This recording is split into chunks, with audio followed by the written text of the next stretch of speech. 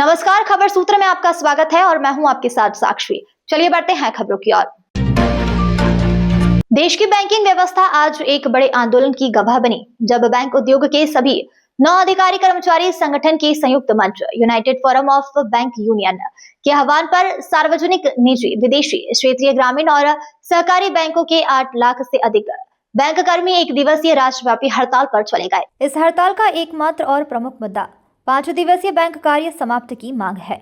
Bank कर्मियों का साफ कहना है कि जब केंद्र और राज्य सरकारों के कार्यालय के साथ साथ reserve bank of India, life insurance corporation of India, general insurance corporation of India, stock exchange, money market और फॉरेन एक्सचेंज पहले से ही शनिवार रविवार बंद रहते हैं, तो फिर बैंकिंग क्षेत्र को इससे अलग क्यों रखा गया है? बैंक यूनियन का तर्क है कि कई सार्वजनिक उपक्रमों और अधिकांश निजी संस्थाओं में पहले से 5 दिवसीय कार्य सप्ताह लागू है। ऐसे में बैंक कर्मियों के साथ यह भेदभाव अब स्वीकार नहीं। इन्हीं मांगों को लेकर शहर के गांधी हॉल के समीप बैंक कर्मचारियों ने बड़ा और आक्रामक प्रदर्शन किया, जहां सरकार के खिलाफ नारेबाजी के साथ ही जल्द निर्णय की मांग की गई। साथियों, आज हम यहाँ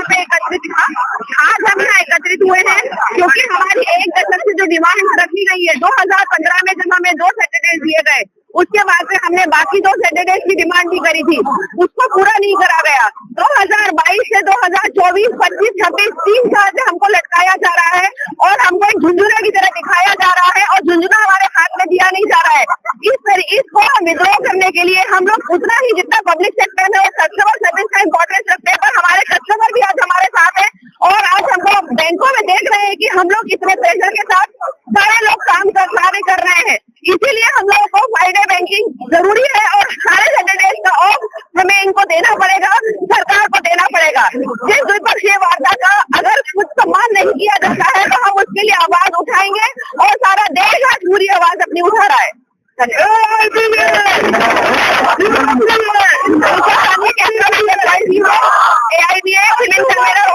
साथियों, एक लंबे समय से हम फाइनेंस बैंकिंग के लिए लड़ रहे हैं। समय समय पर गवर्नमेंट ने, डीएफएस ने और सभी जगह से हमें ये आश्वासन दिया गया कि जल्दी हम इसे लागू कर देंगे। लास्ट टाइम जब हमारा द्विपक्षीय समझौता हुआ और उसमें रिटर्न में गवर्नमेंट ने उसको एक्सेप्ट किया कि हम बहुत जल्दी आपका फाइनेंस बैंकिंग लागू कर देंगे। उसके बाद हम कंटिन्यू गवर्नमेंट से निवेदन कर रहे हैं, आवेदन कर रहे हैं, अनुरोध कर रहे हैं और रिक्वेस्ट कर रहे हैं, लेकिन उसके बावजूद भी हर बार हमें झुंझुने की तरह जो फाइनेंस बैंकिंग लटकाया जा रहा है, टॉप लेवल पे है। डीएफएस द्वारा हर बार ये आश्वासन दिया जाता है, टॉप लेवल पे रिव्यू चल रहा है, अतिशीघ्र होने वाला है, लेकिन हमारी एक जिनाई मांग है जिसको भी सारी जनता मानती है, वो नहीं है। ये फाइनेंस बैंकिंग सब जगह, सब सेक्टर में लागू है। एलआईसी में लागू है, गवर्नमेंट के सारे सेक्टर में लागू है, स्टेट गवर्नमेंट में लागू है, सेंट्रल गवर्नमेंट में लागू है, हर जगह फाइनेंस बैंकिंग। जो भी गवर्नमेंट जहां भी डील करती सब जगह फाइनेंस बैंकिंग लागू है। आज जब ऐसा टेक्नोलॉजी का दिन आ गया है, जबकि गवर्नमेंट ऑफ इंडिया ये दावा करती है कि मैक्सिमम ट्रांजेक्शन ऑनलाइन होते हैं, ऐसी दशा में फाइनेंस बैंकिंग हमें न देना गवर्नमेंट सवाल हमारे प्रति नाइंसाफी है। और हम ये आह्वान करते हैं कि जब तक हम फाइनेंस बैंकिंग न ले लेंगे तब तक हम सतत कंटिन्यूस हम जो संघर्ष करते रहेंगे। हमारा संघर्ष जो गवर्नमेंट के खिलाफ है, हमने संघर्ष करते हुए हमेशा ध्यान रखा कि हमारी कस्टमर को, हमारी जनता को, हमारी आम जनता को इससे कोई प्रभाव न हो। इसीलिए हमने छोटे छोटे प्रोजेक्ट में एक दिन की स्ट्राइक करके और धीरे धीरे हमारे संघर्ष को आगे बढ़ाएंगे और अब हम लंबा संघर्ष करेंगे जब तक कि हम इस फाइनेंस बैंकिंग को अचीव नहीं कर लेते। जितनी नेशनलाइज बैंक है, सारी की सारी नेशनलाइज बैंक हड़ताल पर है और आज सारे ऑल ओवर इंडिया में सारी नेशनलाइज बैंकों का और साथ ही कुछ कोऑपरेटिव और प्राइवेट बैंकों का हड़ताल पे है। सारे कर्मचारी है,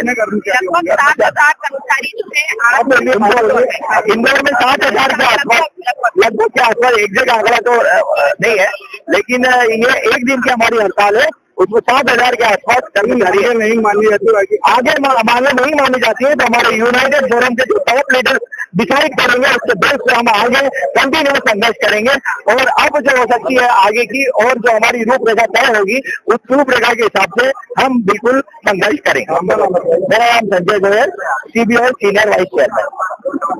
जब पूरा वित्तीय सेक्टर 5 दिन काम कर रहा है तो बैंकों के साथ दोहरा मापदंड क्यों?